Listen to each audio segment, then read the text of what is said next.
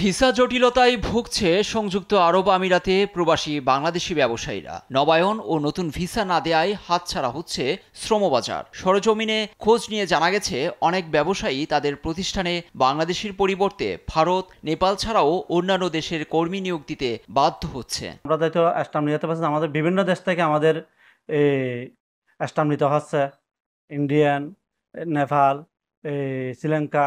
বিশ্বজুড়ে বাংলাদেশি শ্রমিকদের কদর রয়েছে আলাদা।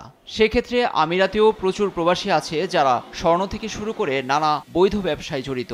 কিন্তু ভিসা জটিলতায় কর্মী সংকটে মাসের পর মাস অপেক্ষার পরও হচ্ছে না কোনো সুরাহা, যার প্রভাব পড়ছে রেমিটেন্স খাতে।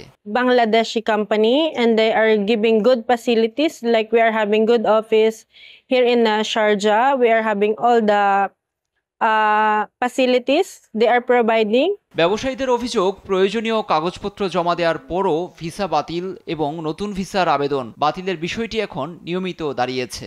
বাংলাদেশ থেকে ভিসা বন্ধ থাকার কারণে কিন্তু সেই কর্মীদের নিয়ে আসা সম্ভব হচ্ছে না, যে কারণে অন্যান্য দেশের কর্মীদেরকে নিতে হচ্ছে এবং তাদেরকে অনেক বেশি পরিমাণে পে করতে হচ্ছে। ভিসা নীতির সমস্যার অবসান হলে আমরা ব্যবসায়ীরও এদিক দিয়ে আমরা অনেক ভালো কিছু আশা করতেছি। আমরা আমাদের দেশের যদি লেবার বা ওয়ার্কার নিয়ে আসতে পারতাম, তাহলে আমাদের রেমিটেন্সটা আমাদের দেশে যেত। প্রবাসীরা এবছর রেমিটেন্স পাঠিয়েছে 2143 কোটি মার্কিন ডলার। এ প্রবাহ ধরে রাখতে সংকট নিরসনে বাংলাদেশ সরকারকে দ্রুত ব্যবস্থা নেওয়ার তাগিদ ব্যবসায়ীদের। লুৎফর কবির, নিউজ ডেস্ক, দেশ টিভি।